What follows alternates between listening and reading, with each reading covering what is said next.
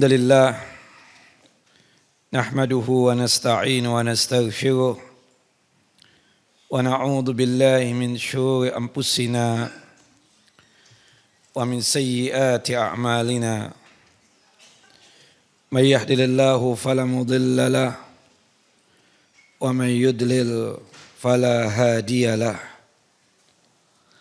asyhadu an la ilaha illallah wahdahu la syarika lah wa asyhadu anna Muhammadan abduhu wa rasuluh wa laqad qala Allah ta'ala fil Qur'anil azim ya ayyuhalladzina amanu taqullaha haqqa tuqatih wa la tamutunna illa wa antum muslimun wa ba'd wa bisakhli sadri wa yassir li amri wahlul 'uqdatam min lisani yafqahu qawli Allahumma anfa'na bima 'allamtana wa 'allimna ma yanfa'una wa zidna 'ilma Allahumma inna na'udzubika min zawali ni'matika wa fuj'ati niqmatika wa tahawuli 'afiyatika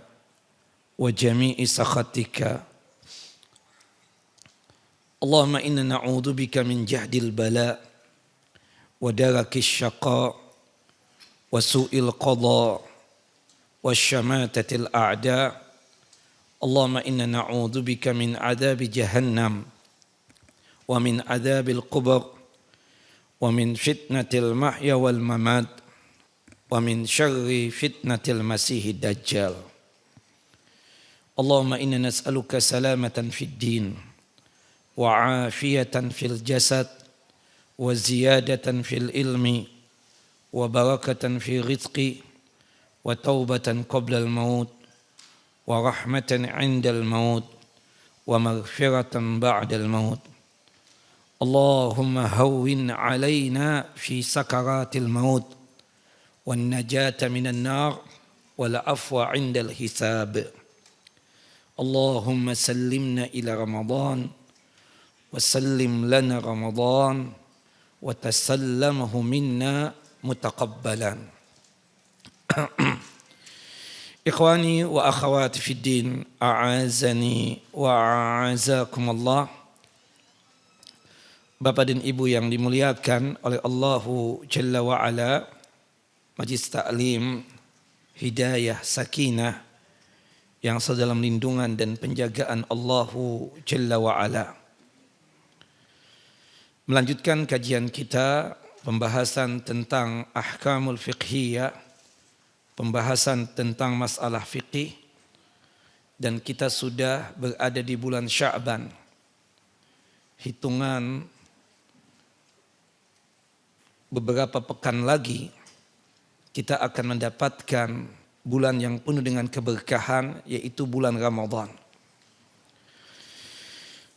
Waktu bergulir begitu cepat, berlalu hilang, pergi tak mendekat, berganti bulan, hari, jam, dan menit. Kini waktu menyampah hangat, sejuta misteri menyambut tak terlihat. Baik atau buruk, kejutan yang melekat. Hidup di dunia memang penat, sementara dan begitu singkat. Itulah takdir Sang Maha Kuat. Hanya ulul albab yang berjiwa hebat, yang bisa memetik manfaat.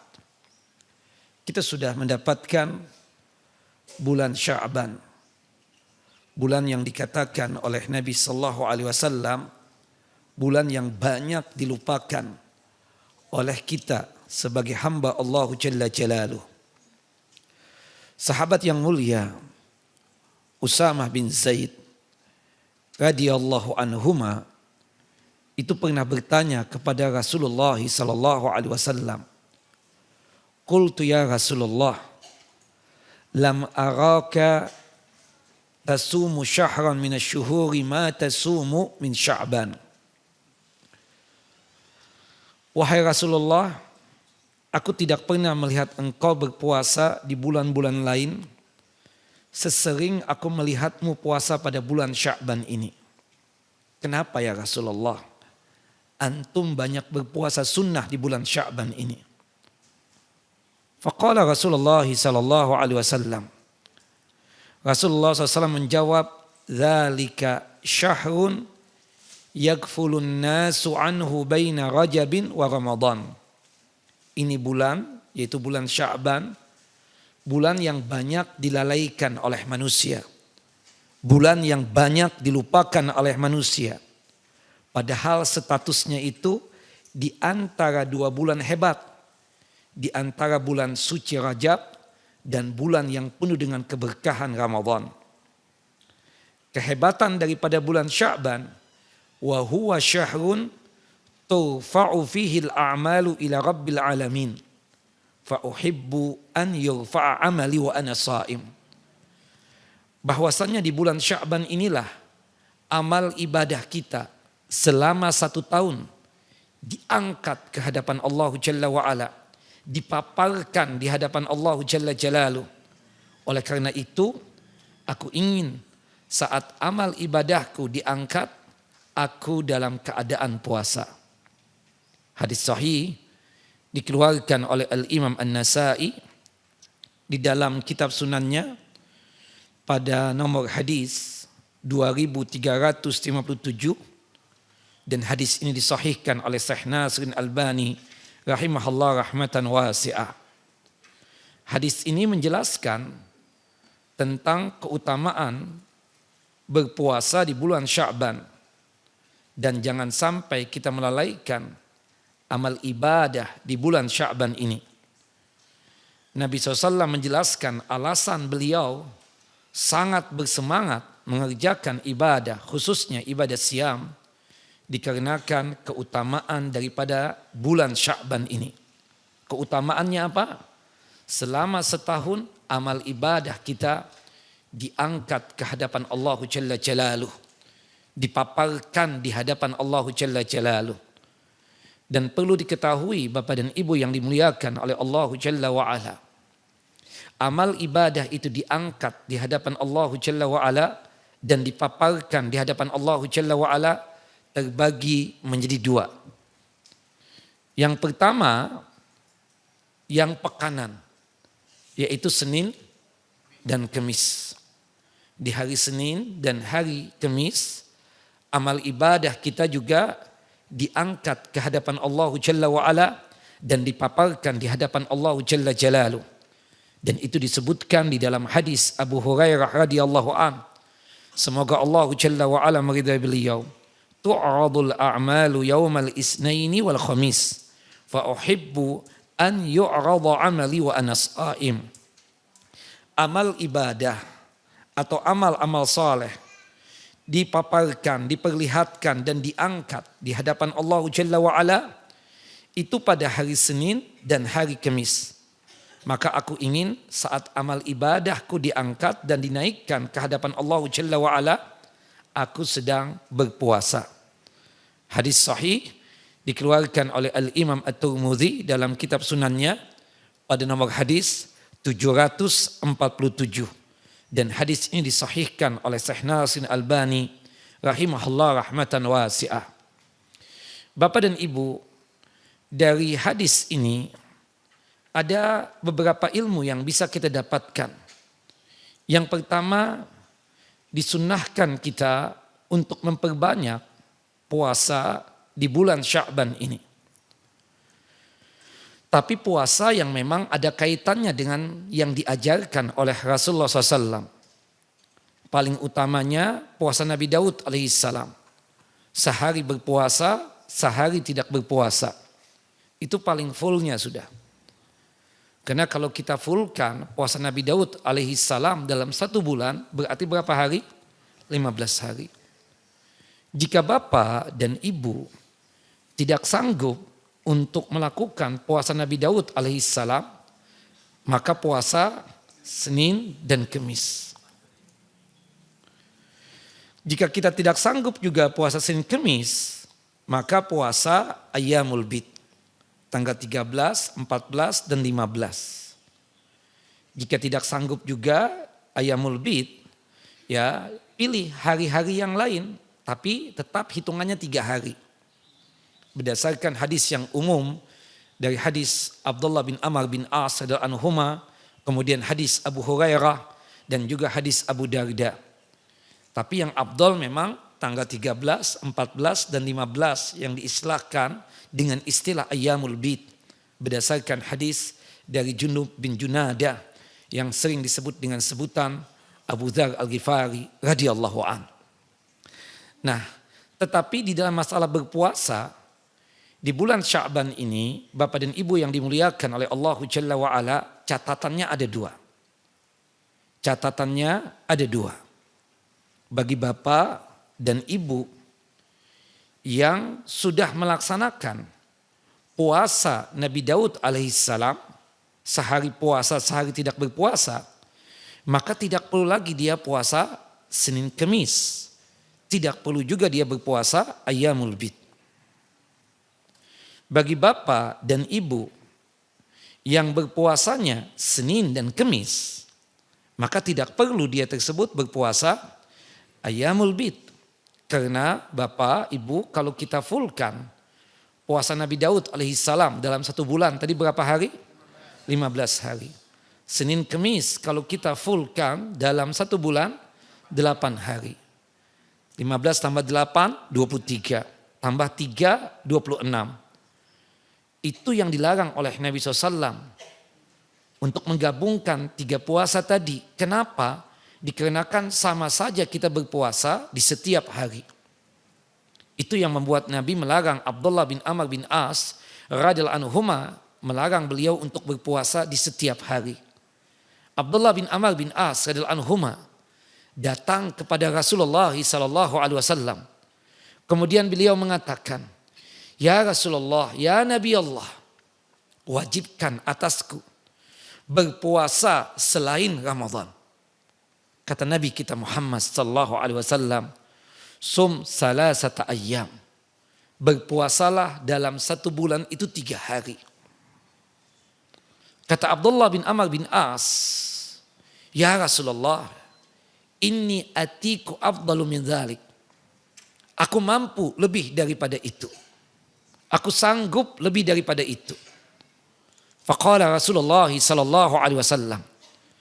Kemudian Rasulullah sallallahu alaihi wasallam menjawab, "Sum yauman wa abtiru yaumaini." Kalau begitu, puasalah 1 hari dan berbukalah 2 hari. Puasa apakah itu? Senin dan Kemis. Hari Senin berpuasa, Selasa dan Rabu berbuka, hari Kemisnya berpuasa lagi.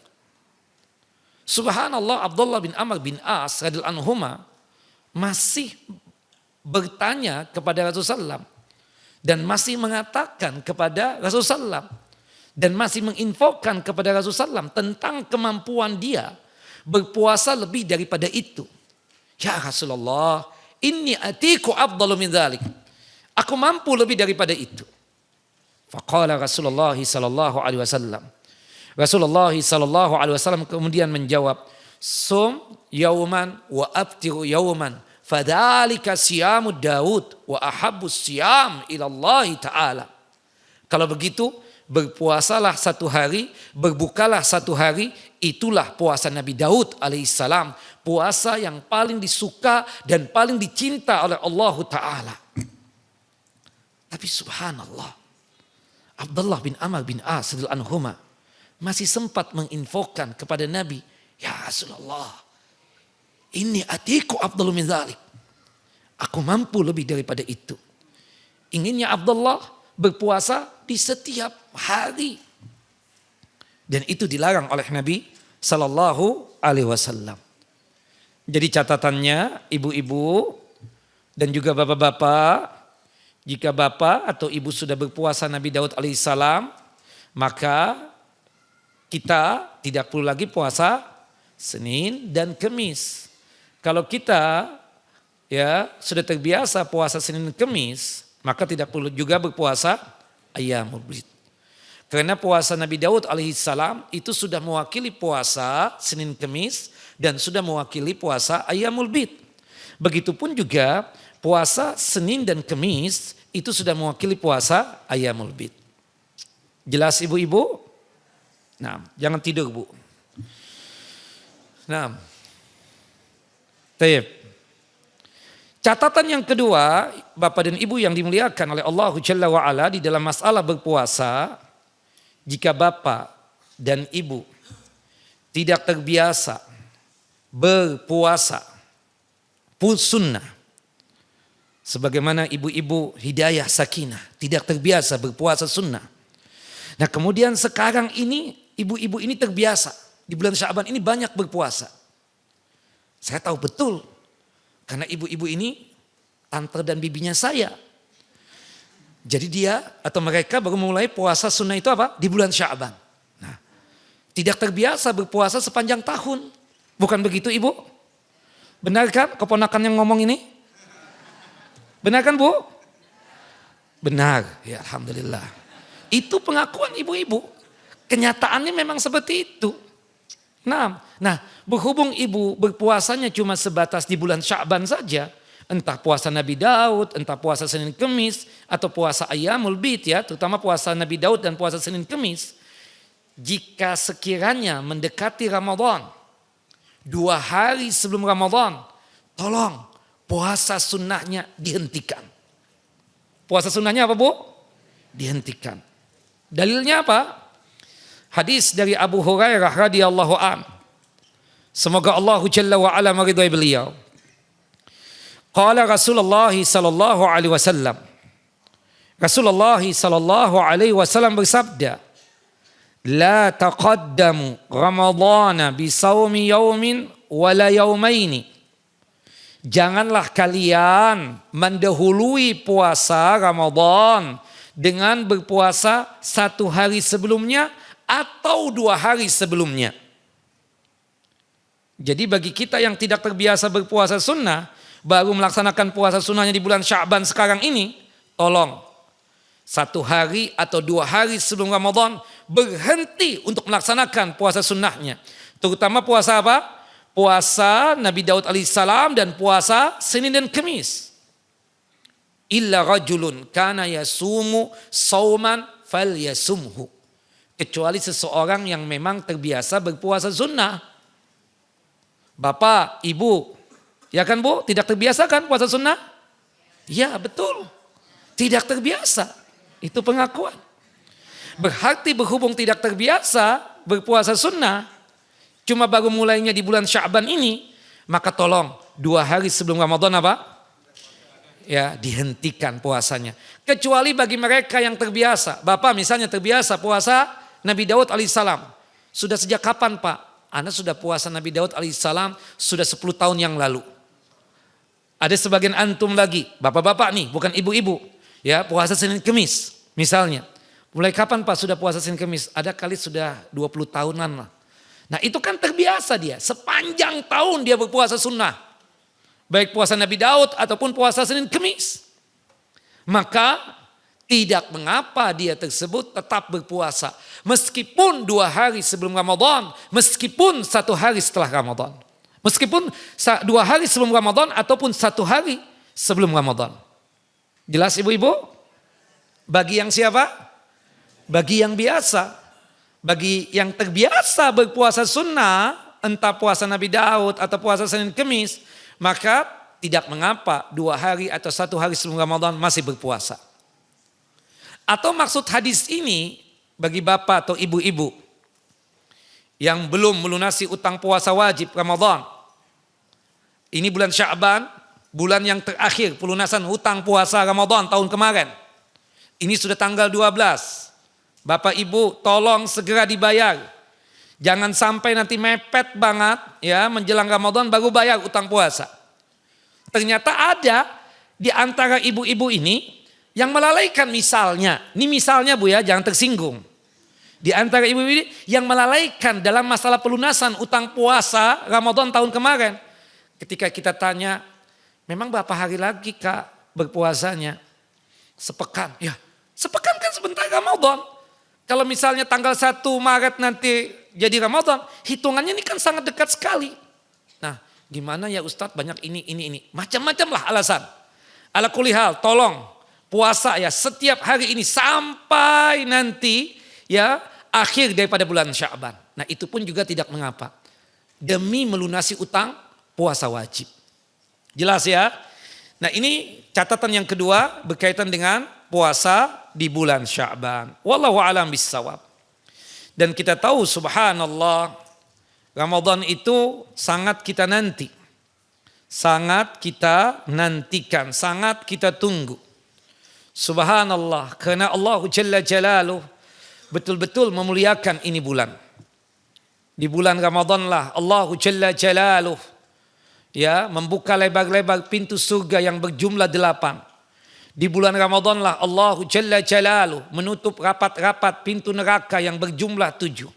Di bulan Ramadan lah Allah Jalla wa'ala membelenggu syaitan, merantai syaitan yang maksudnya mempersulit jalannya syaitan untuk menggoda manusia. Di bulan Ramadan juga Allah Jalla Jalaluh melipat gandakan pahala ibadah kita. Wabil khususnya ibadah siyam. Ibadah apapun yang kita kerjakan selama Ramadan dilipat gandakan oleh Allah Jalla Jalaluh pahalanya. Nah, termasuk juga kita katakan di bulan Ramadan lah Allah Jalla wa'ala mencatat dari kita-kita ini, mencatat di antara kita ini ada yang tercatat terbebas dari siksa api neraka dan dimasukkan ke dalam jannah surganya Allah Jalla wa'ala. Dan itu terjadi di setiap malam Ramadan dan di setiap hari Ramadan. Maka oleh sebab itu, jika sekiranya kita mendapatkan bulan Ramadan, ini kan baru tanggal 12 Sya'ban. Semoga Allah Jalla wa'ala memanjangkan umur kita dalam ketaatan kepadanya, hingga kita bisa berjumpa dengan Ramadan. Dan usahakan jika kita berjumpa dengan Ramadan, jadikanlah Ramadan tersebut sebagai Ramadan yang terbaik, yang lebih bagus ketimbang Ramadan yang sudah kita lewati. Lebih baiknya, lebih bagusnya di mana? Dalam masalah beramal. Dan anggaplah bahwasannya itu Ramadan yang terakhir. Karena orang itu kenapa beramalnya, beribadahnya biasa-biasa saja? Dikarenakan dia memikirkan bahwasannya masih ada Ramadan tahun depan. Seperti melaksanakan salat subuh tadi. Bapak Ibu, salat subuh enggak tadi? Biasa saja kan Bu? Kenapa? Karena Ibu berpikir masih ada subuh besok. Bukan begitu? Nah, dan itu yang ditanyakan oleh para sahabat ridwanullah ajmain. Ada seorang sahabat datang kepada Rasulullah SAW. Ya Rasulullah, ya Nabi Allah, alimni wa aujis. Tolong ajarkan kepadaku satu amalan, tapi tolong amalannya yang singkat saja. Jangan panjang-panjang. Nah, ini cocok banget bagi yang sudah legend. Ya kan? Amalannya ringan, ringkas, dan padat. Cocok banget dengan MT Hidayah Sakinah. Karena kata-kata sudah legend. Dengarkan Ibu, wasiatnya Rasulullah SAW. Idza qumta fi salatika fasalli salata muwadda'. Naam. Ya, atau salatul muwaddi'. Naam. Fasalli salatal muwaddi'. Ya, idza qumta fi salatika fasalli salatan muwaddi'. Apabila engkau melaksanakan ibadah salat, maka jadikanlah salat itu sebagai salat perpisahan Anda dengan ibadah salat tersebut. Naam. Subhanallah. Ada dua maksud daripada ungkapan Nabi SAW ini. Fasalli salatan muwaddi'. Ada yang mengartikan ketika kita melaksanakan ibadah salat, kita meninggalkan seluruh urusan-urusan dunia. Tidak mau kita untuk memikirkannya lagi. Fokus dengan ibadah salat. Jadi yang kita tinggalkan itu apa? Dunianya. Ketika seseorang sanggup untuk meninggalkan dunianya, maka insya Allah biiznillah dia akan sanggup menghadirkan hatinya untuk Allah Jalla wa'ala.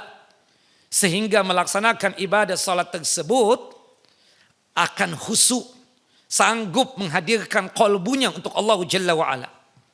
Kenapa? Dia meninggalkan seluruh perkara-perkara dunia. Salat mawaddi'. Perpisahan dengan apa? Dengan dunia. Perkara-perkara dunia. Ada juga yang mengatakan fasalli salatan mawaddi' ini maksudnya kita tersebut menjadikan itu ibadah salat yang terakhir yang kita lakukan. Ibu, jika sekiranya ibu tadi salat duha, ibu berpikir bahwasannya hari ini salat duha terakhir. Bagaimana sikap ibu ketika melaksanakan salat duha tersebut? Biasa-biasa saja atau fokus untuk menghadirkan hati untuk Allah Jalla wa'ala? Atau ya ibu betul-betul ya menanamkan kehusuan dalam kolbu yang paling dalam? Atau bagaimana Bu?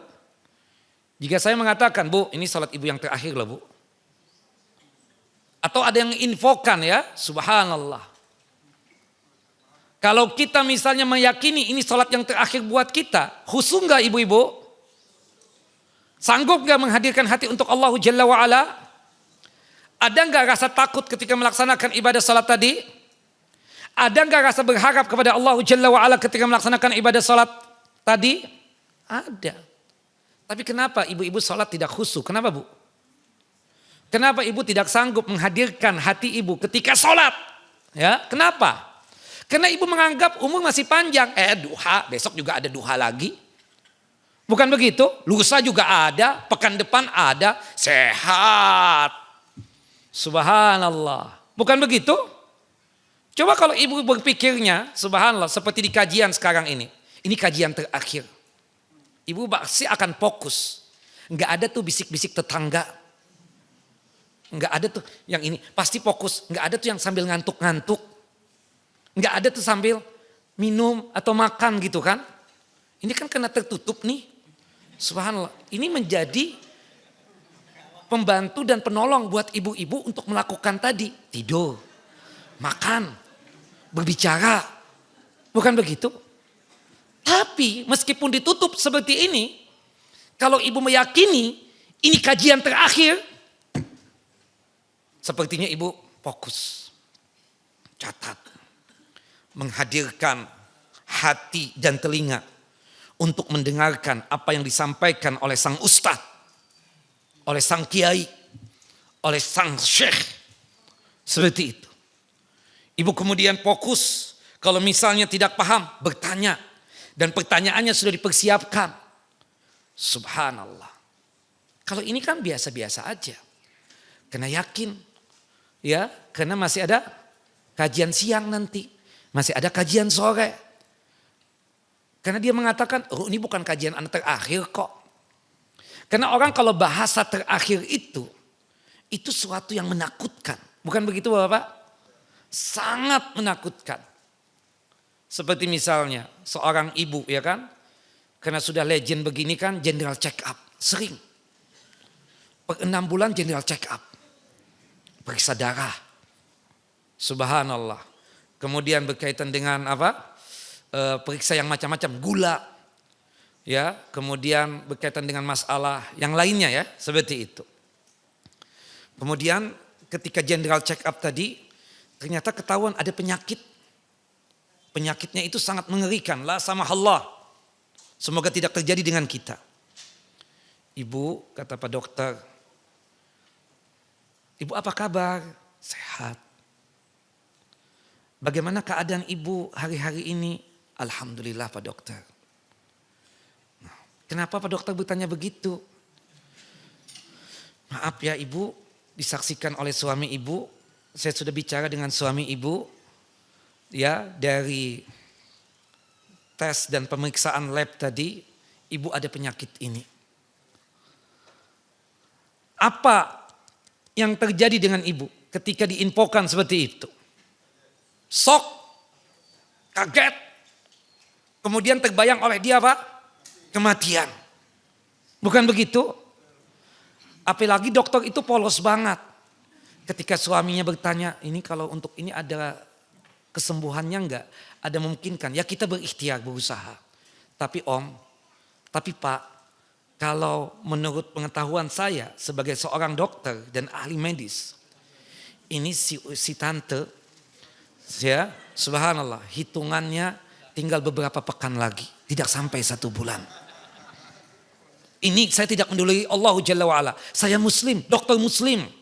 Saya tidak peduli Allah Jalla wa'ala. Tapi menurut hitungan medis sepertinya tante tinggal hitungan pekan lagi. Suaminya subhanallah bersedih meneteskan air mata. Kadang tidak tega untuk berbicara dengan tante. Tapi harus disampaikan.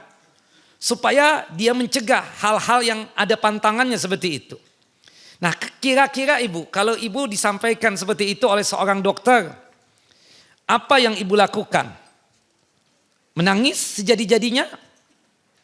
Atau mungkin karena hitungan beberapa pekan lagi, ya setiap hari makan yang enak-enak? Atau mungkin di sisa umur ibu jalan-jalan ke tempat yang belum ibu datangi? Atau bagaimana bu? Nah kalau jawabannya sebagai seorang yang beragama ya, religius ya kita katakan, pastinya kita memikirkan kematian kita. Dan kalau kita ingin menyambut kematian kita tersebut dengan banyak apa? Beramal, beribadah, berdoa, meminta ampun, menyiapkan diri untuk berjumpa dengan kematian tersebut. Kenapa? Karena dia sudah mengerti, sudah paham. Setiap jiwa ini pasti mati. Setiap makhluk ini berasal dari Allah dan akan kembali kepada Allah Jalla wa'ala. Subhanallah, kita yang tidak terbiasa silaturahim. Karena merasa kaget tadi, umur beberapa pekan lagi tahu-tahu datang ke keluarganya. Tumben banget si Pulana datang. Biasanya nggak pernah datang, biasanya kita yang datangin. Subhanallah. Tapi ketika diinfokan mau koid atau mau meninggal tadi itu, dia berusaha datang kepada familinya, kerabatnya, keluarganya. Dan subhanallah ketika dia cerita meneteskan air mata tentang penyakit yang dia alami. Maafkan aku. Subhanallah dulu lisan ini lancip. Maafkan aku kosakata yang kurang. Maafkan aku yang sering menggunakan jari-jari ini dalam keadaan yang tidak ada amanahnya sama sekali. Subhanallah. Apalagi menjelang kematian sudah. Dia sudah di rumah sakit. Tersungkur. Di kasur yang empuk. Datang bestinya. Dari MT Hidayah Sakinah. Kemudian ibu-ibu yang datang tersebut. Mendoakan sambil meneteskan air mata. Kemudian dia mengucapkan satu persatu teman dan besti yang datang. Maafkan aku. Sepertinya aku akan diundang oleh Allah Jalla wa'ala. Jangan ngomong begitu. Tapi kenyataannya begitu. Aku sudah tidak kuat lagi. Doakan aku. Tolong doakan aku. Dan tolong nanti ketika aku meninggal dunia, tolong kajian MT Hidayah Sakinah tetap ada. Tolong banget. Mudah-mudahan itu sebagai amal solehku.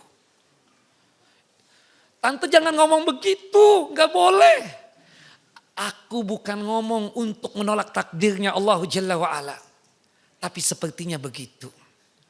Maafkan ya, terutama kepada kamu penitia yang paling muda. Yang sering kita omelin. Yang sering kita tunjuk-tunjuk. Maafkan banget. Bilang sama Ustadz juga. Teleponin Ustadz supaya datang. Terutama yang kajian pekan kedua Selasa. Subhanallah. Kenapa Tan? Aku pingin minta maaf sama Ustadz itu. Karena sering seuzon dengan tuh Ustadz. Subhanallah. Sudah siap dia untuk mati semua. Mempersiapkan segala-galanya. Subhanallah, utang sama si Pulana sudah dibayar. Kemudian kewajiban-kewajiban dia laksanakan. Kalau dia tahu kan. Bayangkan bapak atau ibu mengetahui tentang ini Ramadan yang terakhir. Ya Allah, subhanallah. Dia fokus beramal, dia fokus beribadah. Dan dia tersebut termasuk orang-orang yang memang pantas untuk dipanggil oleh Allah Jalla wa'ala. Menyambut bulan Ramadan ini. Sebagaimana yang Allah Jalla wa'ala nyatakan dalam surah Al-Baqarah. Ayat 183. Ya ayyuhalladzina amanu. Wahai orang-orang yang beriman. Beriman yang bagaimana? Yang bersedia menyambut seruan dan panggilan Allah Jalla wa'ala. Siap untuk melaksanakan perintah Allah. Siap untuk meninggalkan segala larangan Allah Jalla wa'ala. Yang bagaimana? Seseorang yang bersegera dalam melakukan kebaikan. Termasuk juga wahai orang-orang yang beriman. Yaitu wahai yang sanggup melapangkan dada untuk pengabdian kepada Allah Jalla Jalaluh. Sekaligus juga wahai yang dikarunia jiwa yang tenang dan aman. Engkaulah yang tergerak dan terpanggil untuk ketaatan kepada Allah Jalla wa'ala selama Ramadan ini. Allahu Akbar. Kutiba alaikumus siyam. Telah diwajibkan atas kalian untuk melaksanakan ibadah siam, ibadah puasa, menahan lapar dan dahaga terhadap si miskin menjadi peka, persaudaraan semakin terasa, qiyamul lail 11 rakaat dijaga, ibadah malam jadi terbiasa, cinta hamba semakin nyata, lembar demi lembar Al-Quran terbaca. Demikian pula hadis dan kitab ulama. Kajian pagi dan sore membahana. Sebulan lamanya tak terasa karena hari penuh zikir dan doa. Buruk, keji, maksiat dan dosa ditinggalkan selama-lamanya. Ya salam. Sanggup tidak ibu-ibu? Itu kan ungkapan yang Allah ingin ungkapkan kepada kita. Kutiba alaikumus siyam. Memang menahan lapar, emang menahan dahaga, emang menahan syahwat, tapi sekaligus juga peka terhadap si miskin. Persaudaraan semakin terasa, dipupuk kuat. Seperti itu. Tidak hanya sekedar puasa di siang Ramadan, qiyamul lailnya pun juga dijaga. Ibadah malamnya jadi terbiasa. Subhanallah. Lembar demi lembar Al-Quran dia baca, dia hatamkan. Yang tidak terbiasa membaca hadis Nabi dan juga tidak terbiasa membaca kitab-kitab ulama, terbiasa selama di Ramadan. Ya salam. Allahu Akbar. Kama kutiba ala alladhina min qablikum. Sebagaimana diwajibkan atas orang-orang sebelum kalian. Sebelum kita, subhanallah. Orang-orang yang luar biasa menapaki jalan kesuksesan untuk mencari ridhonya Allah Jalla wa'ala. Penuh kesabaran dan penuh keridhaan. Menjadikan Allah Jalla wa'ala sebagai satu-satunya zat, sebagai tujuan hidupnya. Cita-citanya hanyalah surga. Mereka itu adalah para anbiya, para nabi, para siddiqin, orang-orang yang jujur dan benar dalam masalah keimanan, para syuhada, orang-orang yang mati syahid, dan orang-orang yang saleh. Target kita dalam berpuasa, khususnya puasa Ramadan, la'allakum tattaqun. Agar kalian tersebut menjadi hamba yang bertakwa. Itulah pemenang yang sebenarnya. Sanggup enggak kita menggapai piala ketakwaan tersebut? Dengan takwa hidup berkah dan bahagia di dunia. Dengan takwa terbebas siksa kubur yang membara dan mendera. Dengan takwa dikumpulkan di padang mahsyar dalam kondisi sejahtera dan selamat. Dengan takwa catatan amalan penuh kebaikan sukacita. Dengan takwa melewati sirat sekejap kedipan mata. Dengan takwa mampir di telaga Al-Kautsar, di telaganya Rasulullah SAW untuk menghilangkan dahaga. Dengan takwa masuk surga tanpa hisab dan azab. Dengan takwa itulah sebesar-besarnya pahala dari Allah Jalla wa'ala yang maha mulia. Allahu Akbar. Nah ini ya ayat yang sering kita baca. Coba diresapi, dihayati, dipahami. Kenapa Allah Jalla wa'ala cuma memanggil kita yang beriman. Tidak memanggil manusia secara umum. Makanya kata sahabat yang mulia Abdullah ibnu Mas'udin radhiyallahu an, ketika kita dipanggil oleh Allah Jalla wa'ala dengan gelar iman, berarti Allah Jalla wa'ala telah memuliakan kita. Berarti Allah Jalla wa'ala telah menghormati kita, menta'zim kita. Maka oleh sebab itu kata Abdullah bin Mas'ud, hadirkan qalbu ini untuk Allah Jalla wa'ala. Subhanallah, hadirkan telinga ini untuk mendengarkan apa yang Allah Jalla wa'ala perintahkan atau Allah Jalla wa'ala larang. Allahu Akbar. Maka oleh sebab itu, cobalah ketika nanti Ramadan telah hadir untuk kita, berpuasalah sebagai hamba yang beriman. Titilah jalan pendahulu kita. Jangan sombong, tak terbelas kasihan. Setiap hidup pastinya berjumpa kematian. Boleh jadi ini terakhir Ramadan. Siapkan bekal takwa untuk perjalanan. Raihlah pahala yang banyak untuk kemenangan. Boleh jadi Ramadan tahun depan menjadi sebuah harapan karena umur tidak kesampaian. Allahu Akbar. Ibu-ibu masih tidur? Jangan terkesima begitu, Bu. Biasa aja. Nah, Bapak dan Ibu yang dimuliakan oleh Allah Jalla wa'ala. Ada satu hadis Nabi SAW. Ini hadis yang luar biasa. Hadis dari sahabat yang mulia Abu Hurairah radhiyallahu an. Semoga Allah Jalla wa'ala meridai beliau. Qala Rasulullah sallallahu alaihi wasallam. Rasulullah sallallahu alaihi wasallam bersabda, kullu amal ibni Adam yudha'ab. Setiap amal anak keturunan Adam itu dilipat gandakan. Setiap amal ibadah manusia itu dilipat gandakan hasanat dan pahalanya. Al-hasanatu asyu amsaliha ila sab'i mi'ati di'fin. Satu amal soleh yang kita kerjakan itu paling sedikit balasannya 10 kali lipatnya. Sampai 700 kali lipat pahala. Kita hadir di kajian ini amal soleh kita bukan? Amal soleh. Minimal yang kita dapatkan berapa? 10. Dan itu bisa berlipat ganda sampai berapa?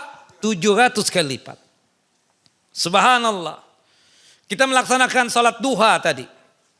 Minimal yang kita dapatkan pahala berapa jumlahnya? 10. Dan itu dengan rahmatnya Allah dan kasih sayangnya Allah Jalla wa'ala, itu bisa berkembang sampai 700 kali lipat.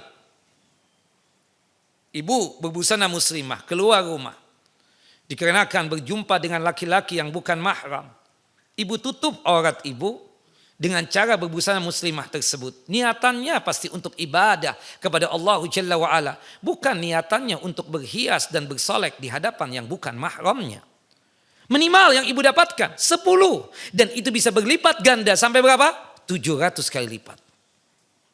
Qala Allahu azza wa jalla. Allah yang maha perkasa lagi maha mulia berfirman. Berarti menunjukkan ini hadis qudsi. Atau hadis ilahi. Atau hadis rabbani. Firman Allah selain Al-Quran. Apa bedanya dengan Al-Quran? Kalau Al-Quran makna dan lafadznya dari Allah Jalla Jalaluh. Sedangkan hadis qudsi maknanya dari Allah Jalla wa'ala, sedangkan lafadznya dari Rasulullah sallallahu alaihi wasallam. Kemudian dari sudut pandang prosesnya, kalau Al-Quran Allah, Jibril, kemudian Nabi kita Muhammad sallallahu alaihi wasallam.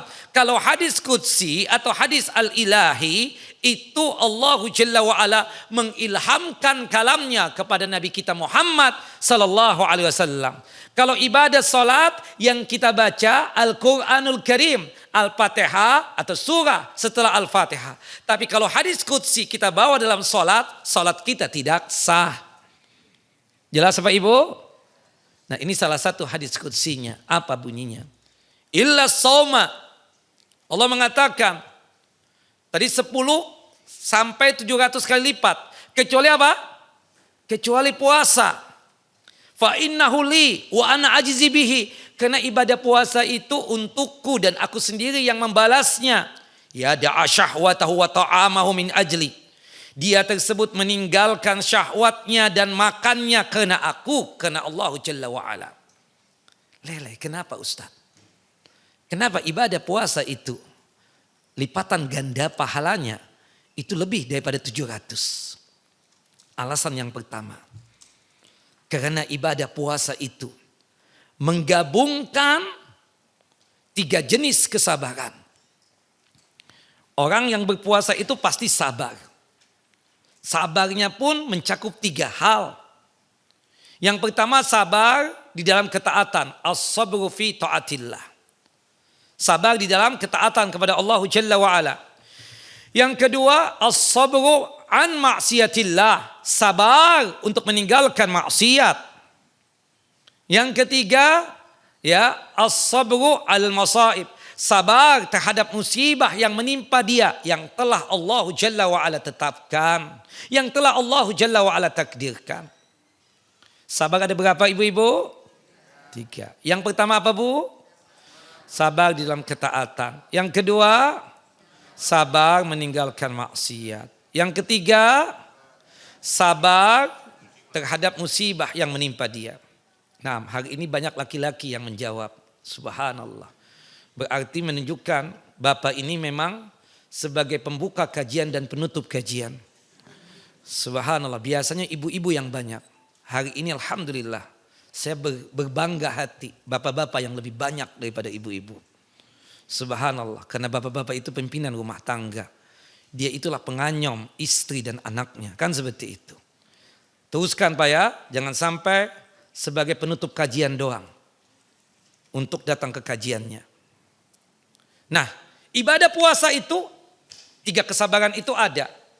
Dan kita tahu kata Al-Imam Al-Hafidh Ibnu Rajab rahimahullah rahmatan wasi'ah.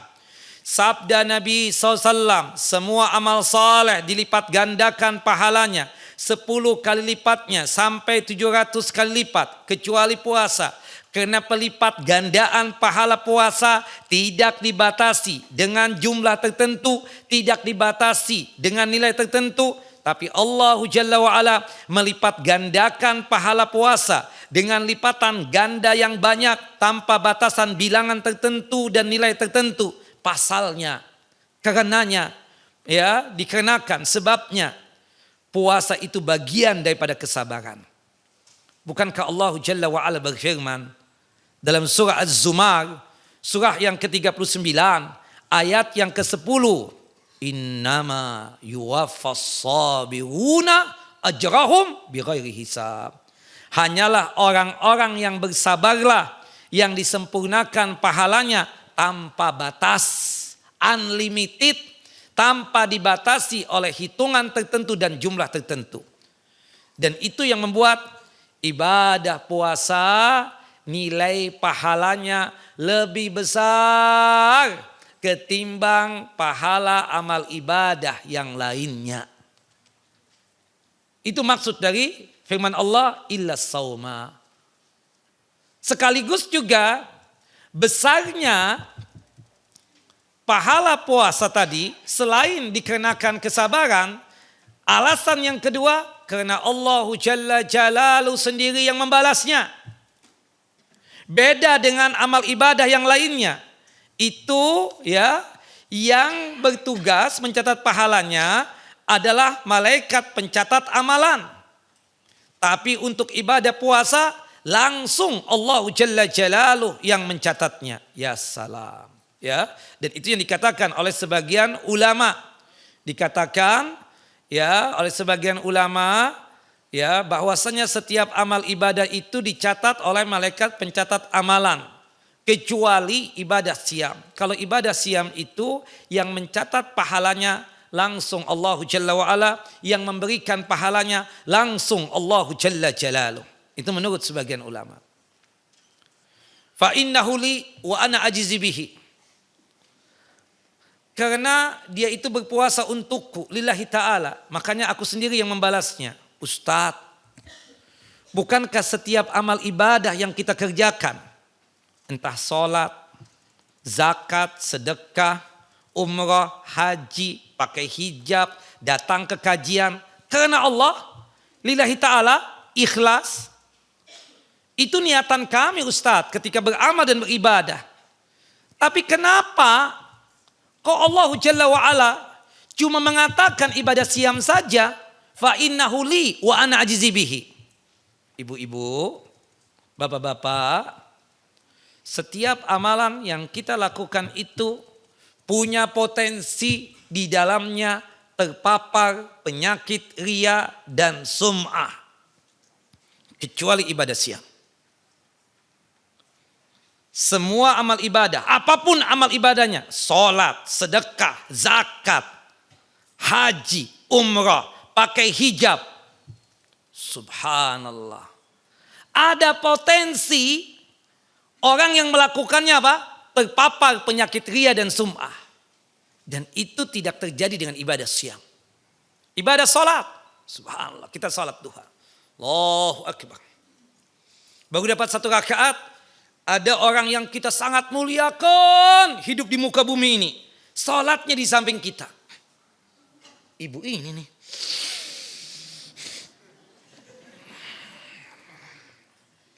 Tadinya ingin baca qul huwallahu ahad. Tahu-tahu jadi apa? Amma yatasaalun. Subhanallah, Allahu Akbar. Luar biasa. Ya kan Bu? Kemungkinan riya. Ada enggak? Allah kok yang mengatakan dalam surah Al-Ma'un. Kenapa toh orang melaksanakan sholat kok celaka juga? Allah jawab pada ayat yang ke-6-nya. Yura'un. Sholat yang dilakukan sekedar show off. Sekedar pamer. Sekedar riya. Sedekah, zakat, apalagi.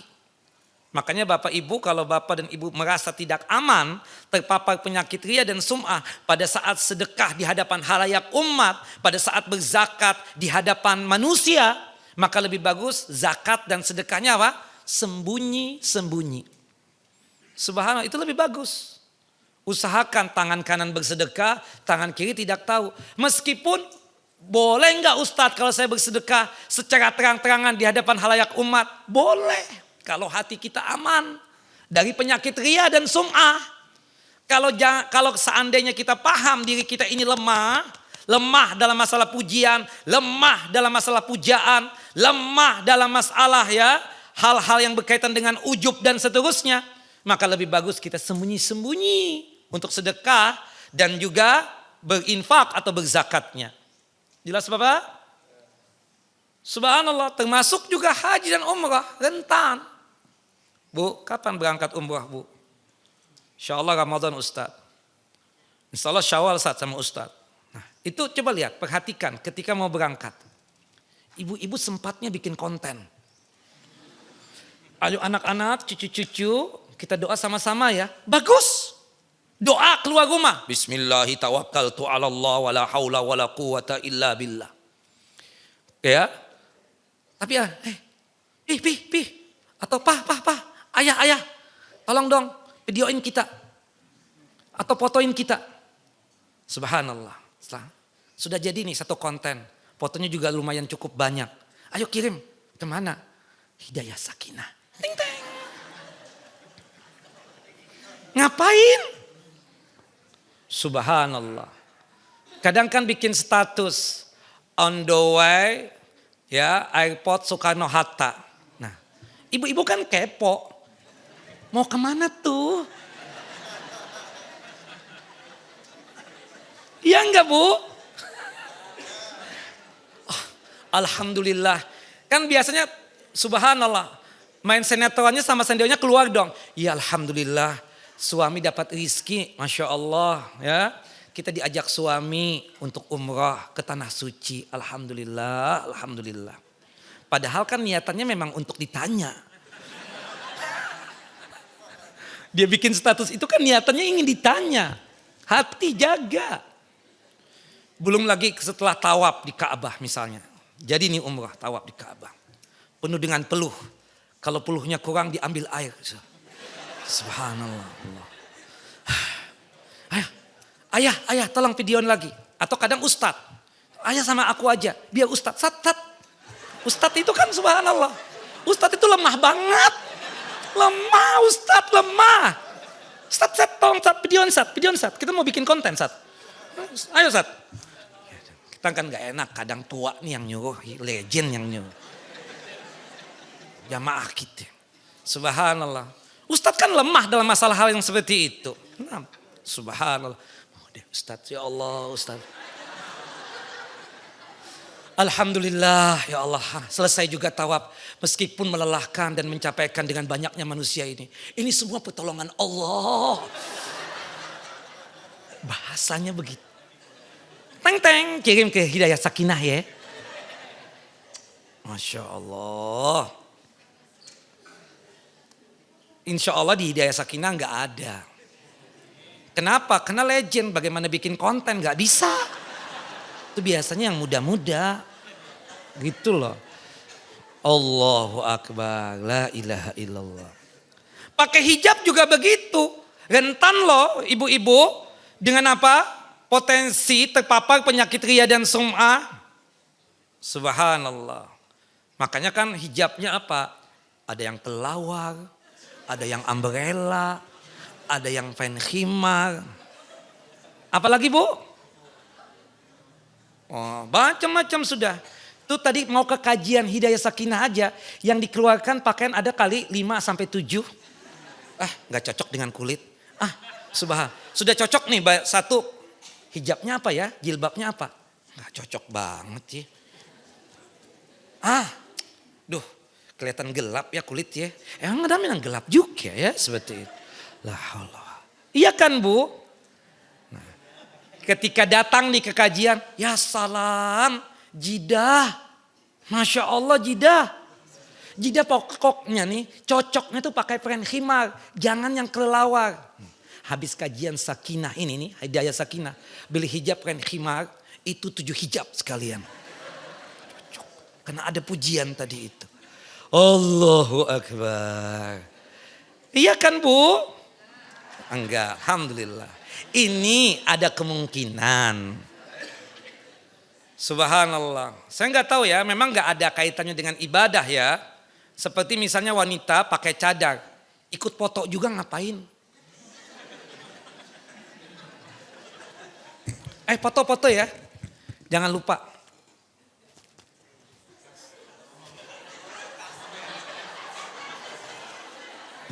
Allahu Akbar, la haula wala quwwata. Bukan begitu Bu? Ibu buka-buka tuh status orang itu bukan melihat, oh ini perempuan apa. Si Fulan punya Louis Vuitton ternyata ya. Si Fulana punya ini ya, punya Gucci lah. Iya kan? Orang kan foto ingin ditampakkan wajahnya dong. Iya kan? Seperti itu. Enggak, pakai cadar apa yang dilihat? Pasti ada sesuatu di situ. Coba lihat dari atas sampai ke bawah.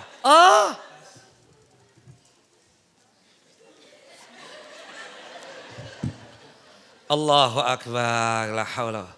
Kalau laki-laki kan lain lagi. Ibu-ibu juga yang bercadar tuh, berliannya baru nih, berlian.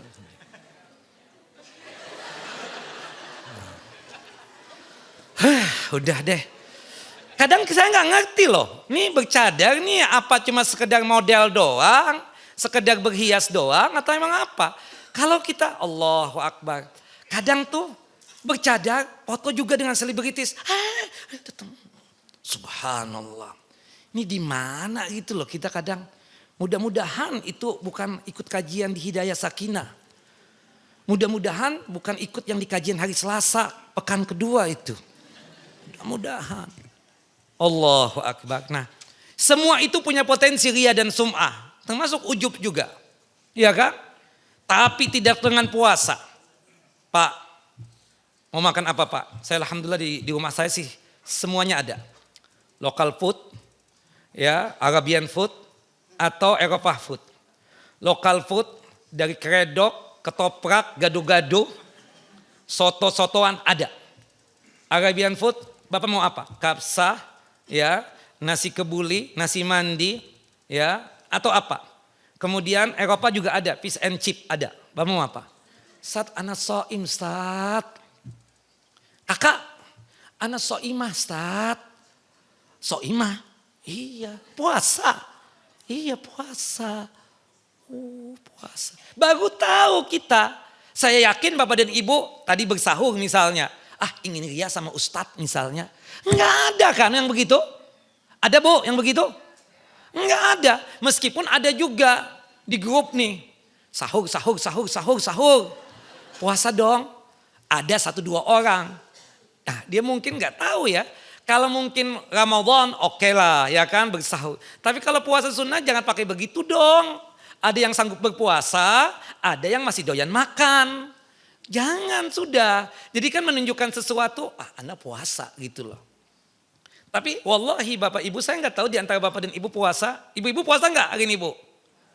Nggak ada semua kan puasa? Seperti itu. Bapak-bapak ada yang puasa. Ada yang puasa Nabi Daud. Ya kan seperti itu. Allahu a'lam bissawab. Jelas Ibu-ibu? Nah jadi kenapa Allah mengatakan ibadah siam, ibadah puasa tersebut untukku. Karena satu-satunya ibadah yang tidak terpapar penyakit ria dan sum'ah hanya ibadah siam. Yang lainnya punya potensi untuk terpapar penyakit ria dan sum'ah. Bukan begitu Bu? Wallahu a'lam bissawab. Lis-shaim farhatan. Orang yang berpuasa itu memiliki 2 kebahagiaan. Farhatun inda fitrihi wa farhatun inda liqa'i rabbih. Orang yang berpuasa itu memiliki 2 kebahagiaan, 1 di dunia dan 1 di akhirat. Di dunianya, subhanallah, dia berbahagia ketika berbuka puasa. Subhanallah. Apapun makanannya, apapun minumannya, ketika berpuasa enak gak Bu? Berbuka puasa enak banget. Hatta cuma air tawar doang. Subhanallah. Bismillah. Enak. Zahabad dhama'u. Wabtallatil uruq. Wasabatal ajru insyaallah. Bukan begitu? Nikmat betul. Nikmat sekali lagi. Luar biasa. Apapun. Subhanallah, makanya ibu-ibu yang memang tidak bisa masak Bu ya. Supaya suami itu nikmat makan dari masakan ibu. Coba bikin masakannya itu ketika suami berpuasa. Ketika buka puasa disuguhkan. Pasti nikmat tuh suami makannya. Iya kan Bu? Tapi nanti habis maghrib atau habis isya jangan makanan itu lagi. Cari makanan yang lain yang ibu beli. Seperti itu. Naam. Wallahu a'lam bissawab. Naam. Nikmat. Dan kebahagiaan yang kedua ketika di akhirat. Subhanallah. Kenapa dia berjumpa dengan Rabbnya, dengan Allah Jalla wa'ala. Dan paling nikmatnya surga itu kalau berjumpa dengan Allah. Kata Allah dalam surah Yunus, surah yang ke-10 ayat 26.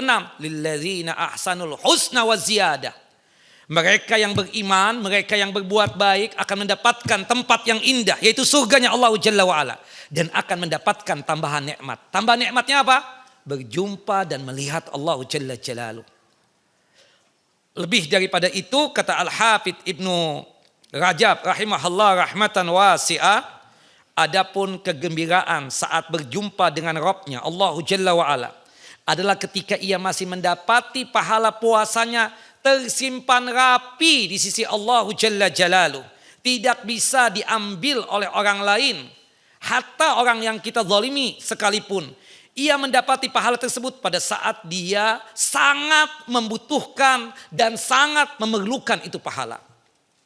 Bapak, Ibu, kita semua ini punya potensi bersikap zalim kepada orang lain. Entah lisan gak terjaga, entah jari jemari yang tidak terjaga. Nah ini mumpung nih, ada omongan ini. Selama setahun ini saya kajian, terutama buat ibu-ibu nih. Ya, ada gak lisan saya yang menyakiti hati ibu Bu? Enak aja Bapak nih jangan kajian pakai ngomong. Jarang kajian dia ngomong. Ibu-ibu enggak. Ini tante saya semuanya. Subhanallah. Jarang kajian pakai komentar. Itulah bapak-bapak ini. Sok tahu ya. Padahal ibu-ibunya enggak Ustadz. Masya Allah Ustadz sih. Yang paling soleh dibandingkan Ustadz-Ustadz yang lainnya. Nah itu omongan ibu-ibu itu. Nah, iya kan Bu? Ya tuh iya. Tuh, oh iya kan? Iya katanya. Sayang sama kita itu ibu-ibu itu. Nah, subhanallah. Nenek-nenek ya. Subhanallah sayang sama kita. Nah, keponakan atau cucu ya Bu ya. Nah, tapi kalau ada khilaf juga kita minta maaf. Kadang kan inzilakul lisan, terpeleset lisan seperti itu. Nah Nah kadang lisan gak terjaga. Kadang jari jemari ketika posting sesuatu membuat orang tersakiti. Subhanallah. Atau mungkin dalam masalah berbisnis, nakal. Zolim juga kan. Makanya kata Nabi SAW, atadruna manil muflis. Tahu gak kalian siapa orang yang bangkrut, yang pailit tersebut? Kata para sahabat, al-muflisu fina ma la dirham lahu wala mata. Yang bangkrut itu yang gak ada fulus, yang gak ada dinar, dirham, gak ada aset, gak ada barang. Itu bangkrut, benar di dunia. Tapi yang dimaksudkan oleh Nabi SAW, al-muflisu fina man ya'ti yaumal qiyamati bis salatin, wa zakatin, wa sadaqatin, wa hajin, wa umrah. Ya, seseorang dari umatku datang pada hari kiamat kelak membawa pahala solat, membawa pahala zakat, membawa pahala sedekah, membawa pahala haji umrah, membawa pahala pakai hijab dan lain sebagainya. Tapi bersamaan dengan itu dia bawa dosa, dosanya kepada manusia, zolimnya kepada manusia. Kalau dosa kepada Allah Jalla wa'ala gampang untuk terhapuskan. Kita istighfar, astagfirullah dengan taubatan nasuha, selesai. Tapi dosa sama manusia ini wal'iyadzubillah. Kata Al-Imam Sufyan ibnu Uyainah, kita membawa 70 dosa ke hadapan Allah. Berkaitan kita dengan Allah Jalla wa'ala. Itu lebih ringan ketimbang kita membawa satu dosa yang berkaitan antara kita dengan hamba yang lain. Dengan manusia yang lain. Itu lebih berat. Keputusannya nanti apa? Kisos. Disitulah nanti ya kita tersebut. Allahu Akbar. Betul-betul berhati-hati ya. Nah, jangan sampai kita bangkrut. Subhanallah. Nah, sahabat tadi kan ada yang bertanya, ya Rasulullah, ya Nabi Allah, tolong dong ajarkan aku satu amalan tapi singkat-singkat aja. Yang kedua itu kan yang dinasihati oleh Nabi kita Muhammad SAW, wala takallam bikalamin ta'tadiru minhu. Janganlah berbicara, janganlah bercakap-cakap dengan satu ucapan atau satu perkataan yang membuat engkau nanti menyesal. Ya Allah, kok ana bilang ibu itu tua ya? Ya Allah, astagfirullahaladzim. Astagfirullah. Gak jadi deh, legend aja deh. Kan seperti itu. Subhanallah. Allahu Akbar. Atau misalnya apalah terucap, ya Allah, anak kok ngasih hukum kan begitu. Astagfirullah. Jangan sampai itu ada penyesalan. Termasuk posting sesuatu. Kalau posting, kalau sebentar bisa kita hapus. Bang, hapus bang. Ya, kak, hapus. Ya, nek, hapus nek. Ya, Umi, hapus mi. Enak. Tapi kalau sudah ngucap, satu kata aja menyakitkan, ya Allah. Ya Allah, ada kan perempuan itu. Ini rajin sholat ya Rasulullah, tahajudnya Masya Allah. Kalau orang sudah tahajud kan untuk sholat yang lainnya gampang. Ya, puasa sunnah Masya Allah. Sedekahnya Masya Allah. Tapi satu kelemahannya. Lisannya itu nyakitin banget buat tetangga terutama. Kalau ngomong subhanallah. Tahu-tahu apa? Orang itu pingsan aja. Atau tahu-tahu nyesek aja. Ya Allah, kayak mau pasang ring. Itu yang kita takutkan. Ya Allah, kenapa anak ngomong begitu? Astagfirullah, mulut gitu kan. Nah nanti kan di hadapan Allah memang tidak ada yang menuntut, ada yang menuntut. Ada Pak. Jangankan ibu-ibu yang di sini atau bapak-bapak yang di sini, pasangan kita nuntut kita Pak. Pasangan kita, istri kita Pak, nuntut kita nanti di hadapan Allah Jalla wa'ala. Kenapa enggak diajarin anak tentang ilmu ini, agama ini, ibadah ini dan seterusnya ya kan? Ya, kenapa? Ada tuntutan nanti anak-anak kita juga. Seperti itu. Makanya baik-baik deh sama istri, baik-baik sama anak. Supaya jangan sampai dituntut di akhirat kelak nanti. Seperti itu. Ibu juga begitu, jangan sampai nanti dituntut oleh suami. Oh ya Allah, gak pernah bikin masakan untuk anak ya Allah. Ya Allah kalau ngomong gak enak banget ya, subhanallah.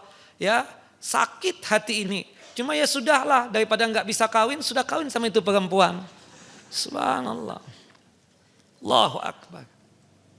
Nah, semua punya potensi diambil pahala amal soleh kita. Tapi tidak dengan ibadah siam. Tidak bisa diambil. Hatta oleh orang yang kita zalimi sekalipun. Itu yang dikatakan oleh Sufyan ibnu Uyainah, seorang imam ya. Kata beliau, rahimahullah rahmatan wasi'ah. Ini merupakan hadis yang paling baik dan paling bijak. Pada hari kiamat kelak, Allah Jalla wa'ala akan mengadili para hambanya. Sedangkan hamba-hamba tersebut punya potensi melakukan kezaliman dengan makhluk yang lain atau dengan manusia yang lain. Kemudian hamba tersebut dituntut untuk mengembalikan hak-hak orang yang telah dizaliminya. Hingga tidak ada lagi yang tersisa setelah itu dari semua amal ibadahnya. Kecuali pahala ibadah puasa.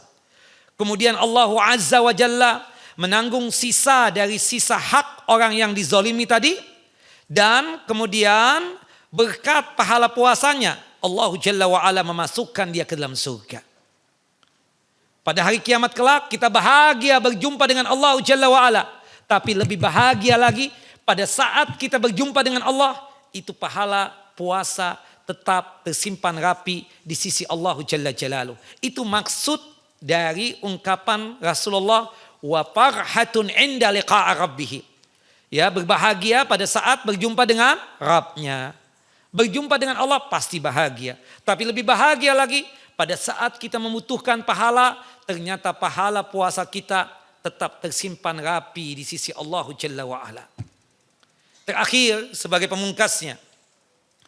Wala khulufu fihi atyabu indallahi min rihil misik. Sungguh bau mulut orang yang berpuasa lebih wangi di sisi Allah Jalla wa'ala dibandingkan minyak kasturi. Itu di akhirat kelak, ibu-ibu. Bukan di dunia.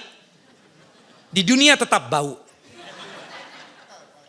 Hadis sahih dikeluarkan oleh Imam Bukhari dalam kitab sahih beliau pada nomor hadis 78 dan hadis dikeluarkan oleh Imam Muslim dalam kitab sahih beliau pada nomor hadis 1151. Kata Al-Hafidz Ibnu Rajab rahimahullah rahmatan wasi'ah. Maksud daripada hadis tadi, bau mulut orang yang berpuasa ini maksud adalah aroma yang tidak sedap yang tercium oleh manusia di dunia. Tapi aroma itu harum di sisi Allah Jalla wa'ala. Kenapa jadi harum di akhirat kelak? Karena muncul dengan sebab mentaati Allah Jalla wa'ala ketika hidup di dunia. Ya, muncul aroma sedap tadi di akhirat kelak karena muncul dengan sebab dan dalam rangka mencari ridhonya Allah Jalla Jalaluh. Kita berpuasa kan perintah Allah Jalla Jalaluh. Namanya tidak makan, namanya tidak minum. Subhanallah, sesuatu yang keluar dari perut ini pasti bau. Bukan begitu ibu-ibu? Yang keluar dari bawah pasti bau. Yang keluar dari atas juga apa? Pasti bau juga. Jangan sampai salah paham ya ibu-ibu.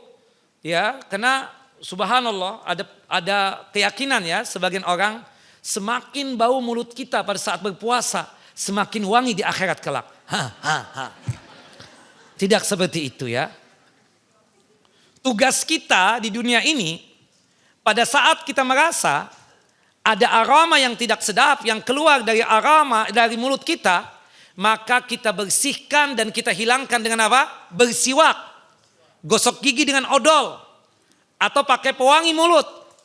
Jangan dibiarkan ya berbau di mulut kita tersebut sampai membusuk. Jelas Bapak Ibu? Sehingga mengganggu orang lain. Kita bau mulut nih, kemudian aromanya tercium oleh teman kita, saudara kita, besti kita. Zolim itu. Dan itu adalah dosa. Seperti itu. Makanya maaf ya Bapak dan Ibu, terutama Bapak-Bapak. Kalau misalnya bertanya sama Ustadz jangan dekat-dekat. Ya, subhanallah. Karena apalagi yang sudah bikin hujan buatan itu muncrat-muncrat itu ya. Itu Ustadz tuh paham kan. Antum kalau lihat Ustadz begini-begini nih. Nah, mundur lagi. Itu antum harus paham. Ustadznya begitu-begitu tuh artinya ada sesuatu yang keluar dari mulut antum yang tidak sedap. Kecuali kalau ustadznya begini, ya berarti enak tuh. Tapi kalau ya atau dia nggak fokus begitu, nah, itu ada sesuatu berarti. Wallahu a'lam bissawab. Nah, Rasulullah SAW ketika ada aroma yang tidak sedap yang keluar dari mulut beliau melakukan apa? Bersiwak. Ya salam, bersiwak. Makanya bersiwak itu Sunnah di setiap keadaan dan sunnah di setiap waktu. Keadaannya ketika puasa ataupun ketika tidak berpuasa. Kalau kita merasa bapak-bapak ada aroma yang tidak sedap yang keluar dari mulut kita, bersiwak, gosok gigi dengan odol, atau pakai pewangi mulut. Jelas ya? Apalagi di hadapan istri kita Pak. Antum ini mentang-mentang sudah kawin, penampilan tuh biasa banget gitu loh. Di hadapan istri antum. Padahal Nabi Muhammad SAW ketika masuk ke rumah, kata Ibunda Aisyah, yang pertama kali yang dia lakukan sebelum masuk ke rumah apa? Bada abis siwak. Beliau bersiwak dulu, khawatir ada aroma yang tidak sedap yang tercium oleh istri beliau. Tidak mau. Kita ini kan lebih condong sama istri biasa-biasa aja. Sama orang lain, ya luar biasa. Nah bapak-bapak ini aneh kadang. Sama ibu-ibu ini mesra banget gitu loh. Sama istrinya gak pernah mesra. Iya bu, iya. Oh iya. Oh Masya Allah. Tapi sama istrinya, ya. Ngapain lagi sih pakai telepon lagi? Enggak ini. Udah ambil di situ. Berapa? Udah segepok gak apa-apa. Gak mau lama-lama. Iya kan Pak? Coba awal kawin. Awal kawin sejam aja kuat. Sekarang, ya deh maaf ya, lagi rapat nih. Assalamualaikum. Ya Allah dimatiin. Allah, jangan begitu Pak. Meskipun istri Bapak sudah nenek-nenek, tetap Bapak sayang Pak ya. Jangan begitu Pak. Naam. Subhanallah. Apalagi maaf ya, bersihkan aroma tidak sedap tersebut ketika kita berjumpa dengan Allah Jalla wa'ala ketika sholat. Kita puasa, sholat di masjid, aroma tidak sedap, waliyadzubillah, hilangkan. Ustaz emang boleh Ustaz puasa pakai gosok gigi dengan odol? Boleh. Kata sebagian orang batal puasa kita. Enggak benar itu omongan orang. Ibu-ibu, bapak-bapak yang sepakat dalam masalah pembatalan ibadah siam kita itu cuma 4 pembatal itu. Yang pertama, al-aklu wa syurbu amdan. Makan dan minum di siang hari Ramadan secara sengaja. Yang kedua, al-jima'u amdan. Melakukan jima atau hubungan suami istri di siang Ramadan secara sengaja. Yang ketiga, haid dan nifas. Yang keempat, al-hukan al-gizaiyah. Suntikan-suntikan yang tujuannya tersebut untuk ya mengenyangkan perut dan menguatkan badan. Kita puasa minta diinfus, batal puasa kita. Jelas ya? Itu kan infus ya mengenyangkan perut enggak? Menguatkan tubuh enggak? Batallah puasa kita. Adapun muntah secara sengaja kita katakan tidak mengapa, hadisnya dhaif. Yang disebutkan man istaqa amdan falyaqdi. Barang siapa yang muntah secara sengaja maka hendaknya dia mengqadha, artinya batal puasanya. Hadza hadisun dhaif. Ini hadis dhaif. Tidak bisa dijadikan sebagai hujjah dan bertentangan dengan kaidah pembatal puasa. Pembatal puasa itu kan madakhala, apa yang masuk ke mulut dan ke tenggorokan. Bukan makharaja, bukan apa yang keluar. Yang keluar kan banyak. Ludah kita keluar gak dari tenggorokan? Keluar kan? Ini gak enak banget perut, ya Allah. Rupanya habis sahur, habis salat subuh langsung tidur. Sehingga perut itu gak enak. Ya, ketika kamar mandi gak keluar-keluar. Perut gak enak banget, gimana? Kemudian masukkan telunjuk ke mulut hingga ke tenggorokan, muntah. Maka apa? Kita katakan tidak mengapa yang demikian. Muntah secara sengaja ataupun tidak sengaja tidak membatalkan puasa. Mandi di siang hari berendam di bathtub. Sah nggak puasanya?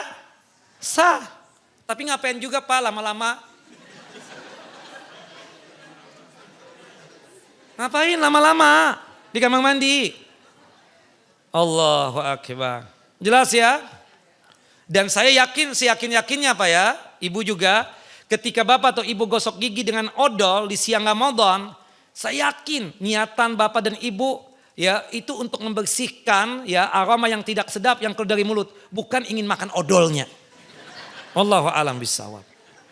Jelas ya? Jadi pagi kita merasa ada aroma yang tidak sedap, gosok gigi dengan odol. Siang merasa tidak sedap nih aroma, gosok gigi dengan odol ya. Kemudian sore juga begitu, malam juga begitu ya. Pokoknya tampil keren lah. Islam itu kan mengajarkan kita keindahan. Jangan kucel pembawaan, mulut bau, badan bau ketek, macam-macam sudah. Haram yang demikian. Jangan ya. Tolong nikmati apa yang Allah anugerahkan kepada kita. Jaga penampilan bapak-bapak. Meskipun antum sudah legend, rambut mulai rontok, tapi bukan berarti menghalangi antum untuk ya berpenampilan keren kan? Berpenampilan keren kan bukan berarti kita mau kawin lagi kan? Ya. Ibu-ibu jangan curiga ya. Seharusnya ibu-ibu senang ketika bapak-bapak ini berpenampilan keren di hadapan ibu-ibu. Ini curiga banget, kawin lagi ya, mau kawin lagi. Subhanallah. Akhirnya bapak-bapaknya begitu deh, seadanya wajahnya akhirnya, seadanya ujung-ujungnya. Wallahu a'lam bishawab. Taib, jam 11 sudah. Ada pertanyaan? Mudahan enggak ada. Semoga enggak ada. Nah. Ya Pak. Waalaikumsalam warahmatullahi wabarakatuh. Pak Ustadz, Ana mau nanya. Ana sering dengar dari beberapa Ustadz dan juga ada beberapa artikel-artikel. Nah, selama ini Ana melakukan puasa sunnah Senin Kemis dan Ayyamul Bid. Tadi Ustadz kan jelaskan kalau sudah Senin Kemis Ayyamul Bid itu nggak perlu dan sebaliknya. Ya. Nah, bagaimana? Apakah ada larangan itu Ustadz? Ya kan tadi Ana ngomong. Ada larangan. Hadis Abdullah bin Amr bin As. Kalau Ana tetap lakukan puasa antum, itu, apakah hukumnya makruh atau bagaimana Ustadz? Iya, artinya kalau Rasulullah melarang ya tinggalkan Pak. Kayak kita paling hebat. Itu biasanya melakukan itu yang nggak punya pasangan Pak. Biasanya. Bapak punya istri masih? Alhamdulillah. Tapi kan Rasulullah mengatakan, ya kan subhanallah 8 hari itu kan lebih banyak daripada berapa? 3 hari. Dan itu sudah mewakili banget yang 3 hari tersebut. Kenapa Bapak membuat susah ya diri kita sendiri seperti itu? Baik, Tad. Jelas ya? Jelas. Nanti Bapak yang ambil puasa Senin Kemisnya saja. Baik, seperti itu. Wa ihkum barakallahu fiik. Nah. Ustadz, ibu saya sudah pikun umurnya 86 tahun lalu saya suka kodoin. Apa ini? Bercanda, suka godain. Lalu saya suka godain, bercandain dan ibuku tertawa senang. Saya tanyakan, berdosakah ya? Enggak lah. Kita kan bercanda sama umi kita, ibu kita ya. Candaannya yang lumrah-lumrah aja. Bukan candaan yang bohong, bukan candaan-candaan yang sifatnya tersebut, maaf ya. Yang membuat dia tersebut sakit hati enggak, atau candaan-candaan yang tidak menyenangkan. Ustadz, kalau semisalnya qadha puasa Ramadannya belum lunas dibayar semua, lalu sedikit lagi Ramadan tapi utang puasanya masih banyak, tapi gimana Ustadz? Dosa besar. Kalau Ramadan datang ya, nanti setelah Ramadan ya, pas waktu Ramadan dia bertaubat taubatan nasuha karena dia tidak membayar secara sempurna. Nanti setelah Ramadan yang kedua ini, dia wajib membayar lagi itu. Dibayar lagi. Taubatan nasuha, makanya nih tanggal 12 nih ya. Berapa utang puasanya ibu? 7 hari, cukup kan? 2 pekan, cukup. Seperti itu. Wallahu a'lam bishawab. Sekarang, mulai besok bayar. Jangan pakai ditunda-tunda lagi. Nah, dosa besar ya, kalau seandainya kita masuk Ramadan yang terbaru belum membayar, dosa besar. Nah, saat Ramadan bolehkah kita tetap ya berenang? Boleh. Tidak mengapa. Renang merupakan olahraga rutin saya Ustadz. Sepekan 2 kali. Sudah dilakukan sejak kecil. Teruskan, tidak mengapa yang demikian. Nah, seperti itu. Ustadz, untuk sholat tarawih, kalau sudah tarawih apa masih bisa untuk sholat tahajud? Jadi ini murid baru nih yang bertanya ini pasti ya. Jadi sholat malam itu kan banyak istilahnya. Kadang disilakan tahajud, kadang disilakan qiyamul lail, kadang disilakan tarawih kalau Ramadan. Kadang disilakan dengan qiyamul Ramadan. Jadi itu cuma istilah saja. Pertanyaannya kita rubah ibu. Ustadz boleh nggak kalau saya sudah tahajud dan witir di masjid bersama imam, kemudian saya terbangun jam 2 atau jam 3 ingin menambah jumlah rakaat lagi, boleh tidak? Boleh, tidak mengapa yang demikian. Karena memang rakaat tarawih itu unlimited, tidak ada batasannya. Cuma memang yang afdal itu 11, 8 tahajudnya atau 8 tarawihnya, 3 witirnya. Ustadz, untuk itikaf boleh nggak wanita di rumah aja itikafnya? Nggak boleh. Itikaf itu di mana? Di masjid, bukan di rumah, ya seperti itu. Wallahu a'lam bishawab. Ustadz, jika seorang wanita hamil dan tidak berpuasa selama sebulan penuh, ya, dan qadar Allah pas lahir anaknya meninggal, jadi tidak menyusui, tapi sampai saat ini belum membayar hutang puasanya, bolehkah dengan membayar fidyah? Ya, nah, atau harus tetap membayar qadha yang belum selesai setelah Ramadan tahun ini. Jadi ibu-ibu yang punya rukhsah untuk mengganti utang puasa dengan dengan membayar fidyah itu 4 golongan. Yang pertama adalah orang yang sakit permanen. Dia boleh mengganti utang puasanya dengan bayar fidyah, sakitnya menahun. Yang kedua, lansia, sudah tua, tidak sanggup lagi berpuasa. Ibu-ibu sudah tua belum? Lansia enggak? Masih kuat puasa enggak? Nah, berarti masih wajib berpuasa. Tapi kalau misalnya tidak kuat ibu, maka boleh tidak berpuasa, diganti dengan fidyah. Yang ketiga, perempuan hamil. Yang keempat, perempuan menyusui. Boleh diganti dengan fidyah. Nah, tadi kan kasusnya dia hamil. Seharusnya ketika hamil itu kalau memang tidak sanggup bayar. Nah, qadar Allah kan ketika melahirkan ternyata anaknya meninggal dunia. Berarti dia tersebut tidak menyusuin anaknya karena keguguran.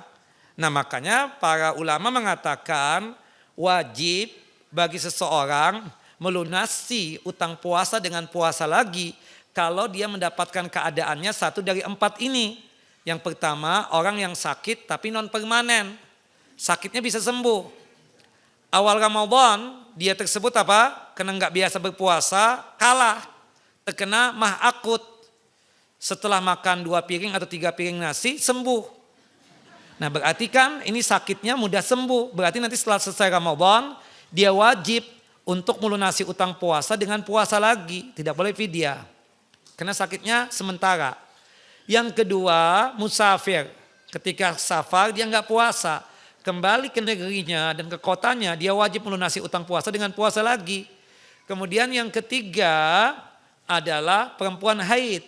Yang keempat, perempuan nifas yang tidak menyusui. Entah dia keguguran ya, atau punya anak, punya bayi tapi tidak mau menyusui. Maka wajib melunasi utang puasanya dengan puasa lagi. Nah, termasuk yang bertanya tadi, dia tidak menyusui, ya, maka tetap menggantinya dengan apa? Dengan puasa ibu. Wallahu a'lam bishawab.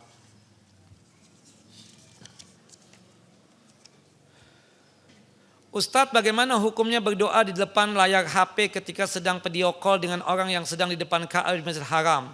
Apakah doanya diterima? Jadi video call nih, doa, aminkan ya doaku, kata suaminya. Boleh enggak? Boleh-boleh saja, tidak mengapa yang demikian, seperti itu. Allahu a'lam bishawab. Untuk bolehnya boleh. Ya, Allahu a'lam bishawab. Ustadz, orang tua saya masih mengamalkan ritual malam nisfu Sya'ban di masjid dekat rumahnya. Saya sudah pernah mengingatkan dan menginfokan kepada beliau tentang hal itu tidak disyariatkan. Apa yang harus saya lakukan Ustadz? Mendoakan beliau agar beliau segera mendapatkan hidayah dan petunjuk Allahu Jalla wa'ala untuk meninggalkan sesuatu yang tidak diajarkan oleh Nabi kita Muhammad sallallahu alaihi wasallam. Ustadz, kapan waktu mengqadha puasa Ramadan? Setelah Ramadan 11 bulan. Dari tanggal 2 Syawal sampai akhir Sya'ban. Wallahu a'lam bishawab.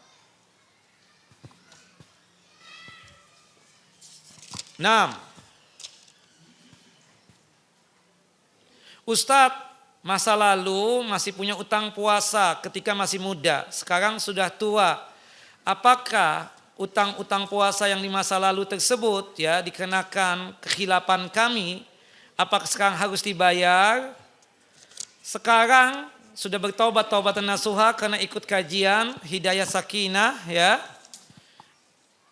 Ketika di masa muda tidak berpuasa, maka yang ibu lakukan sekarang ini cukup bertaubat, taubatan nasuha saja. Cukup taubatan nasuha. Insya Allah akan diampuni oleh Allah Jalla wa'ala. Seperti itu juga tentang sholat. Di masa muda tidak pernah sholat, sekarang sudah tua baru sholat. Bagaimana tentang sholat di masa lalu, apakah wajib diqadha? Tidak ada juga, cukup taubatan nasuha. Wallahu a'lam bissawab. Assalamualaikum Ustaz, mau nanya Ustaz. Nah sebentar Bu.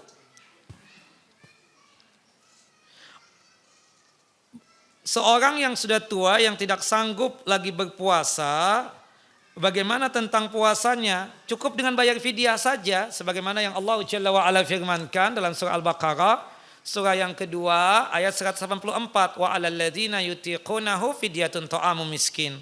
Bagi mereka yang sudah tidak sanggup lagi berpuasa, bisa jadi sakit permanen, bisa jadi sudah lansia, bisa jadi perempuan hamil, bisa jadi perempuan menyusui. Maka diganti dengan apa? Memberikan makan kepada golongan fakir dan miskin. Artinya apa? Fidyah. Ya Ibu, silakan. Assalamualaikum Ustaz. Waalaikumsalam warahmatullahi wabarakatuh. Mengenai bayar fidyah yang pertama ya Ustaz ya. Mm-mm. Kalau orang menyusuin itu membayarnya sebaiknya langsung 1 bulan atau hari per hari. Ya teknisnya itu ada 4. Yang pertama boleh per hari. Ya ketika dia buat makanan pada saat berbuka puasa misalnya, untuk berbuka puasa suaminya atau siapapun, dia kirim kepada tetangganya yang fakir miskin. Berarti hari pertama sudah dia bayar. Begitupun besok, lusa, sampai misalnya 29 hari atau 30 hari. Orangnya bisa. Atau cara yang kedua, kenapa? Orangnya beda apa sama, boleh nggak? Boleh sama, tidak mengapa kalau langsung makanan. Atau cara yang kedua, ya beli makanan. Dikasih. Beli makanan yang sudah instan, sudah jadi 30 porsi. Kemudian atau buat makanan 30 porsi, tidak mesti beli ya. Kita katakan kemudian kita bagikan kepada 30 orang fakir miskin. Kemudian yang ketiga, kita ngundang makan di rumah kita. Cari 30 orang fakir miskin untuk makan bersama kita. Apa yang kita makan itu pula yang mereka makan. Niatan kita untuk membayar fidyah kita. Itu pun juga boleh. Atau pakai beras, Ibu, seharinya 2 liter beras, itu sudah lebih ya. Kali 30 berarti 60 liter beras, boleh diberikan kepada 30 keluarga atau 15 keluarga, 10, 7, atau 1 keluarga sekalipun. Tidak mengapa yang demikian. Wallahu a'lam bissawab. Kembali kepada kita. Jelas Ibu? Ya ada satu lagi Ustaz. Kalau misalnya zaman sekarang ini kan ada bayi yang tidak mau nyusu langsung sama ibunya. Terus ibunya pres itu asinya. Iya. Apakah si ibunya tetap termasuk menyusui? Puasa? Iya. Ya, termasuk menyusui itu Bu. Oh jadi tetap bayar fidyah si ibunya. Iya, Ya? kalau memang dia nggak kuat. Saya ingin tanya sama ibu-ibu. Perempuan hamil, perempuan menyusui. Saya kan laki-laki ya.